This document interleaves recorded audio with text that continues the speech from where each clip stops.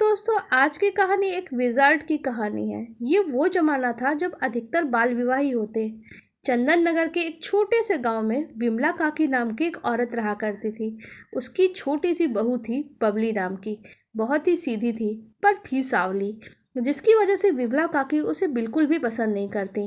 एक दिन विमला काकी अपनी झोपड़ी में आराम से खर्राटे लेकर सो रही थी। तभी अचानक से उन्हें कांच के बोतल गिरने की आवाज़ आती है। तब विमला काकी की आंख अचानक ही खुल जाती है। विमला बोलती है, अरे रे क्या कर दिया। अब ना जाने इस बबली बहू ने क्या तोड़ दिया, हाय चल के देखूं तो सही।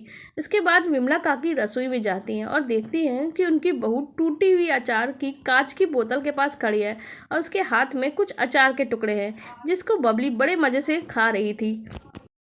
अचार खाते हुए वो सोच रही थी, अरे अचार की शीशी तो टूट गई। अब तो माँ जी मुझ पे बहुत गुस्सा करेंगी, क्या करूँ मैं।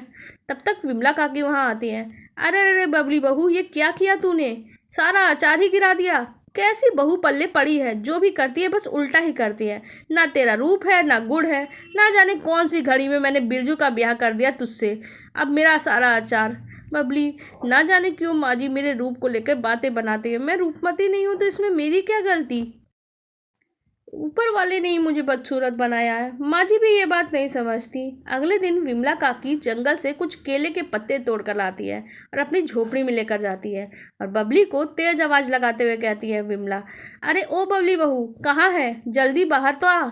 बबली बोलती है, अरे ये क्या, इतने सारे पत्ते क्यों लेकर आई हैं, इतने सारे पत्तों का क्या होगा, बताइए ना, बताइए ना माँ जी। विमला कहती है, अरे कल मेरे गांव से मेरी सहेलियां आ रही हैं, बस उन्हीं के लिए ये केले के पत्ते हैं। उन्हें केले के पत्तों पे खाना खाना बहुत पसंद है, इसलिए कल से केले के पत्ते जो भोजन में है उसको इस्तेमाल कर लेना। और बबली बोलती है, जी जी माँ जी, मैं समझ गई, अच्छे से समझ गई, आप चिंता बिल्कुल मत करिए। तब विमला कहती है, अच्छा अच्छा ठीक है, लेकिन ज़रा मेरे सहेलियों के सामने नाक मत कटवा देना और अपना ये रंग रूप थोड़ा संवार लेना, समझी।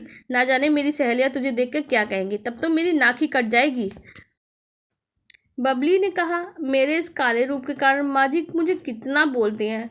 कल मैं माँ जी की सहेलियों के सामने दिखा दूंगी कि मैं कितनी सुंदर हूँ। अगला दिन होता है। विमला बोलती है, अरे आओ आओ, आ गई तुम दोनों, मैं कब से तुम लोगों का इंतजार कर रही थी। आंखें तरस गई थी तुम दोनों को देखने के लिए, मेरी प्यारी सहेलियों।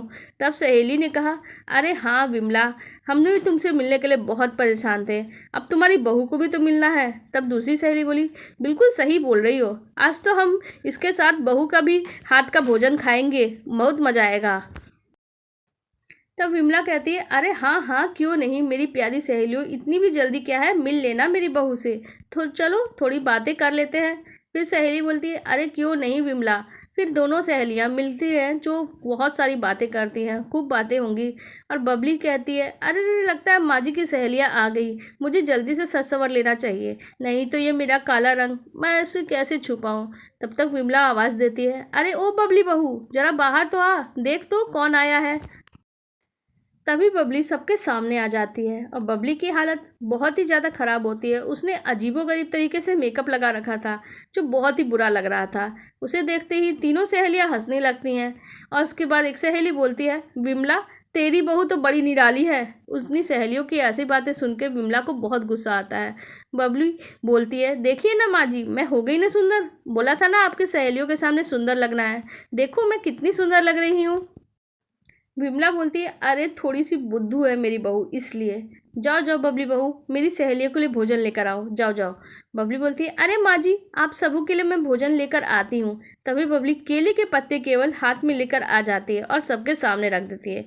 काफ़ी देर तक बबली कोई और भोजन लेकर नहीं आती। ये देख के तीनों सखियाँ हैरान सी हो जाती हैं। बबली बोलती है, अरे आप लोग भोजन क्यों नहीं खा रही हैं, खाइए ना भोजन, यही तो आपको बहुत पसंद है ना। विमला कहती है, अरे बबली बहू पागल हो गई है क्या, अरे कहाँ है तेरा बनाया भोजन, जाके जल्दी से लेकर आ, कितना इंतजार करेगी मेरी सहेलियों को। बबली बोलती है, अरे माँ जी आप भी ना, भोजन तो मैंने कब का आपके सहेलियों के सामने रख दिया, लेकिन ये तो खा ही नहीं रही हैं, खाइए ना, आपको केले के पत्ते तो बहुत पसंद है, माँ जी तो जंगल से लाई थी खास आपके लिए। क्या ये विमला, ये क्या हम केले के पत्ते खाएंगे। दूसरी सहेली बोलती है, छी छी, अरे करीब भोजन नहीं खिलाना था तो हमें यहाँ से बुलाया है क्यों, अब हम जा रहे हैं।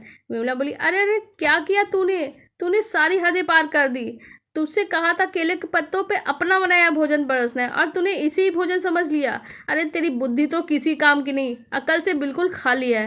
तूने अपनी कम बुद्धि की वजह से मेरी सहेलियों के सामने मुझे बुरा बना दिया। मैं कहती हूँ चली जाओ यहाँ से। अच्छा थोड़ी देर तू मेरे सामने भी रही ना, मेरे घर में रही तो मुझे अच्छा बिल्कुल नहीं लगेगा। चली जा, बता देती हूँ, चली जा यहाँ से। बबली बोलती है, अरे माँ जी आप ये क्या बोल रही हैं? माफ़ कर दीजिए ना, मुझे घर से मत निकालिए, मैं कहाँ जाऊँगी? माँ जी मुझे माफ़ कर दीजिए। बेचारी बबली घर से बाहर निकलने के बाद जंगल की तरफ चल देती है। बबली बोलती है, ना जाने अब मैं कहाँ जाऊँगी, इस जंगल में तो मुझे बहुत डर लग रहा है, कहीं कोई जानवर आ गया मुझे खा गया तो। नहीं नहीं, मैं किसी का भोजन नहीं बनना चाहती, ना जाने क्या होगा मेरे साथ। तभी बबली को एक छोटा सा तालाब दिखाई देता है, जिसके पास एक बूढ़ी सी औरत बैठी थी और उसके हाथ में मछली पकड़ने वाली छड़ी होती है। वो मछली पकड़ने की लगातार कोशिश कर रही थी, लेकिन एक भी मछली उसके हाथ नहीं आ रही थी। बबली बोली, अरे कौन है आप अम्मा? इस नदी में मछली पकड़ रही हैं? बुढ़िया बोलती है, अरे बेटी मैं अभागी बुढ़िया हूँ, इसी जंगल में रहती हूँ, अक्सर तालाब से ही मछली उछली पकड़ के ले जाती हूँ और अपनी भूख शांत कर लेती हूँ, लेकिन कई दिनों से मुझे एक भी मछली नहीं मिली है, बहुत भूखी हूँ। आज कोई मछली हाथ आ जाए तो मेरी भूख शांत हो जाए। बबली बोली, अरे अरे इस बात से आप दुखी मत होइए, मैं आपके लिए मछली पकड़ देती हूँ। अभी देखिएगा, एक ही बार में मेरे हाथ में बहुत सारी मछली आएगी, तब आप उसे पका के अपनी भूख शांत कर लेना। बबली बोली, ये देखिए अम्मा जी, मैंने कहा था ना कितनी सारी मछलियाँ, देखिए देखिए। तो वो बुढ़िया बोलती है, अरे वाह बेटी, तूने तो बहुत सारी मछलियाँ पकड़ ली, तेरा बड़ा धन्यवाद इस बूढ़ी आत्मा के लिए, मदद के लिए। अब मुझे भूखा तो नहीं रहना पड़ेगा, तू बड़ी नेक दिल इंसान है। अच्छा मैं चलती हूँ। बबली बोली, ठीक है अम्मा, अब तुम जाओ और मछलियों से अपनी भूख शांत करो। बुढ़िया बोलती है, हाँ हाँ बेटा जाती हूँ, सदा सुखी रहो तुम, बाकी सब तो माया है माया। जिसके बाद वो बूढ़ी वहाँ से चली जाती है और थोड़ी दूर जाके गायब हो जाती है। बबली जंगल में आगे बढ़ती है और देखती है बहुत ही अजीब और भयानक सी दिखने वाली औरत बैठ के रो रही है। बबली उसे देख कर डर जाती है। बबली जोर से बोलती है, अरे कौन हो तुम, रो क्यों रही हो और देखने में इतनी भयानक सी क्यों हो? क्या तुम मनुष्य नहीं हो? मुझे बहुत डर लग रहा है। औरत बोलती है, क्या बताऊँ तुम्हें, मैं मनुष्य हूँ लेकिन अभागी हूँ, कोई मुझे देखना ही नहीं चाहता। कुछ समय पहले बड़ी सुंदर हुआ करती थी, अपने ही रूप का बड़ा घमंड हो गया, जिसकी वजह से मैं सभी को नीच समझती थी। लेकिन एक दिन भूखी भिखारन मेरे पास भोजन मांगने के लिए आई। मुझे उसका रूप बिल्कुल पसंद नहीं आया, वो गंदी दिख रही थी और मैंने अपने घमंड के कारण उसे नीच समझा और उसे खाना भी नहीं दिया, उसे घर से भगा दिया। उस भिखारिन का श्राप मुझे लग गया, उसके कारण ही मेरा ये हाल हो गया। इस भयानक रूप के कारण अब कोई गांव वाला भी मुझे देखना नहीं चाहता। सबसे छुप छुपा कर मैं इस जंगल में आ गई और कई दिनों तक बस यहीं बैठी हूँ और रो रही हूँ। बबली बोली, अरे चुप हो जाइए, मैं तुम्हारा दुख समझ सकती हूँ। मेरे भी काले रूप के कारण माँ जी ने मुझे घर से निकाल दिया है। मुझे भी ये रूप पसंद नहीं है, लेकिन तुम्हारा रूप तो मुझसे भी ज़्यादा खराब और डरावना है। क्या तुम्हारे भयानक रूप से निजात पाने का कोई रास्ता नहीं है? तो वो औरत बोलती है, रास्ता है। इस जंगल में एक साधु महात्मा आए थे, जिन्होंने मुझसे कहा था कि कोई नेक दिल इंसान इस जंगल में आएगा और उस विशाल नदी के जल को छूकर मुझे देगा, जिसको पीकर मुझे इस भयानक और डरावने रूप से छुटकारा मिल जाएगा। लेकिन इस विशाल नदी का जल सिर्फ एक नेक दिल इंसान ही छू पाएगा। मैं उस नेक दिल इंसान की राह देख रही हूँ, ना जाने कब किस रूप में मेरे सामने आ जाए। बबली बोली, क्या मैं तुम्हारी मदद कर सकती हूँ? कहाँ है वो विशाल नदी, बताओ ना मुझे। तुम देखना, मैं उस विशाल नदी को जरूर छू लूँगी। हाँ। तो वो बोली, क्या सच में तुम मेरी मदद करना चाहती हो? लेकिन इस नदी का जल तो केवल वही इंसान छू सकता है जो नेक दिल है, और उस विशाल नदी को छूने की अगर कोई और कोशिश करता है तो वो हमेशा के लिए उसी में समा जाता है। नहीं नहीं, देखना मुझे कुछ नहीं होगा, मैंने कभी किसी का दिल नहीं दुखाया, मैं अवश्य तुम्हारी मदद कर दूंगी। अगर उस विशाल नदी के जल से तुम्हें इस भयानक रूप से छुटकारा मिल सकता है तो चलो चलो मेरे साथ उस विशाल नदी के पास, मैं करूंगी तुम्हारी मदद। वो औरत कहती है, देखो ये है वो विशाल नदी, अगर तुम इस नदी के जल को छू पाओगी तो पता चल जाएगा कि तुम एक नेक दिल इंसान हो भी या नहीं, लेकिन इसके बाद ही तुम मेरी मदद कर पाओगी, नहीं तो तुम इस विशाल नदी में ही समा जाओगी। बबली अपना सिर हाँ में हिलाती है और वो नदी के जल में हाथ देती है, लेकिन बबली के हाथ में तो बहुत सारी तितलियाँ जैसे आके बैठ गई हूँ, लेकिन बबली को तो कुछ भी नहीं हुआ। इसके बाद बबली अपने हाथों से उस नदी का पानी निकालती है और अपने ही हाथों से उस भयानक औरत को पिला देती है। इसके ऐसा करते ही उस भयानक औरत का भयानक और डरावना रूप चला जाता है और एक साधारण रूप में वो आ जाती है। वो औरत बोलती है, अरे वाह, देखो मैं अपने रूप में वापस आ गई। अब कोई मुझसे कुछ नहीं कहेगा, कोई मुझसे नहीं डरेगा। तुम्हारा बहुत बहुत धन्यवाद। तुम वाकई में नेक दिल इंसान हो। तुम्हारी वजह से मेरे भयानक और डरावने रूप से मुझे छुटकारा मिल सका। बबली ने कहा, अरे तुम तो पहले वाले रूप में आ गई। मेरे लिए तो बहुत ही इतना है। और तुम तो इस भयानक और डरावने रूप में तुम देख भी नहीं पा रही थी, मुझे डर लग रहा था। लेकिन अब सब कुछ ठीक हो गया है। अब तो तुम अपने घर भी जा सकती हो। कोई गाँव वाला भी तुम्हें कुछ नहीं बोलेगा, है ना।